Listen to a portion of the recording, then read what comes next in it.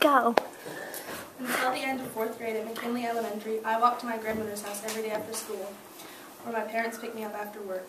I spent enough time at my grandmother's to sometimes get bored and have to draw on my own resources to entertain myself. On those long days, I had absolutely nothing to do, so one day after school, I decided to find something entertaining. That's how I got introduced to books. My grandmother had a set of encyclopedias. I would tip each of these volumes out of its space and look at the top to see if there were any sections printed in color. If I saw the definitive stripes, I'd take it off the shelf and go to those spots in the book. I studied the illustrated anatomy pages with the plastic overlays. I pored over the botanical plates. My favorite volume was G, because it contained an illustrated section of Greek myths. How I love those encyclopedias. In fact, I tried to copy an entire page, but I got tired of squinting at all the tiny words. And this all happened in Bakersfield, California, where I was born and raised. Okay. The summer before 5th grade, my family moved across town, so I had to find other things to read. It was through books that I coped and fit in, because at my school, a lot of people had more money than I did, so not that many people wanted to be my friend. And I found out that books helped me to get through the tough times. I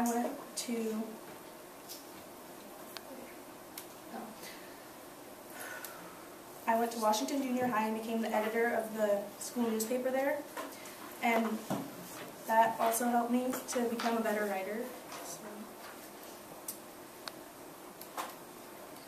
I also became what most people would consider an obsessive reader.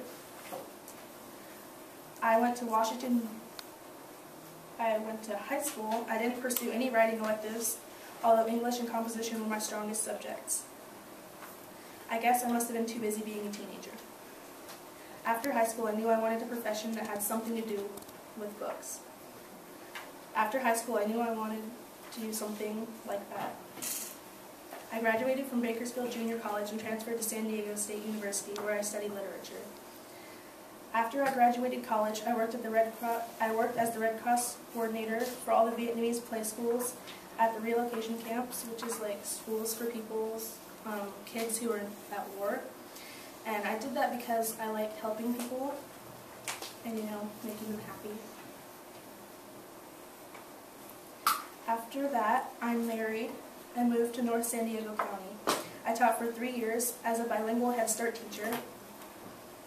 After my children were born, two girls and twin boys, I stayed home with them for almost 12 years. During that time, I taught part-time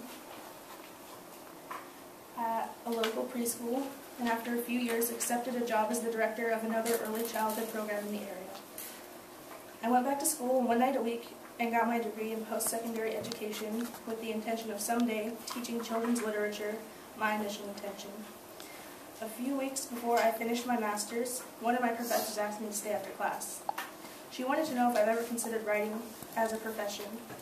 I told her no, but she encouraged me to think about it, because she said I had potential. Coincidentally, a few weeks later, a friend from work asked me if I would help her write a book for adults. She asked me because several years before, I'd written her a thank you poem, and she loved it so much she had saved it. I couldn't stop thinking about the possibility that I could become a professional writer. The seed had been planted and stopped growing. I was thrilled. After we finished writing the novel, I began to write stories for children. I submitted manuscripts to children's publishers, but with no luck. I wish I knew how many, but I didn't keep track of all the rejection letters. It was too painful to count.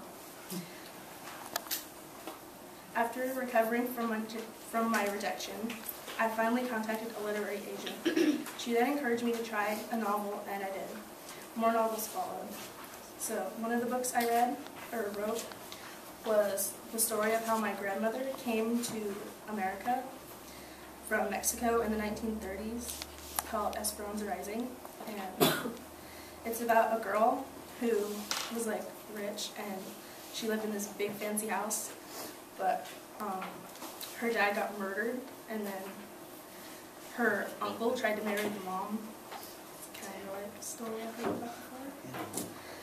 So they had to sneak away to California to work in like a camp for people who didn't have any money. And she has to learn to live without all her riches and like privileges. It's a really good story. And I also wrote this book. It's narrated in alternating third person, but it's narrated in third person by like 11-year-old girl and a horse. In both of their like perspectives. And it's about a girl who also lived like a pampered life with her grandmother. Her parents died when she was 6, and when her grandmother had a stroke when she was about 11, the girl was sent to live with her great aunt on a ranch in Wyoming, which was a total change of scenery. There she learned how to love the herd of wild horses, which her grandmother would not have liked. She mentions that in the book. She also reconnects with the mother she scarcely knew. This story was really, like, I don't know, it's pretty touching. Okay. As a writer, I recognize the value of family stories. My advice for you students would be to interview your grandparents and write down the stories that they have to tell, because, you know, you're going to want to know those stories when you're growing up.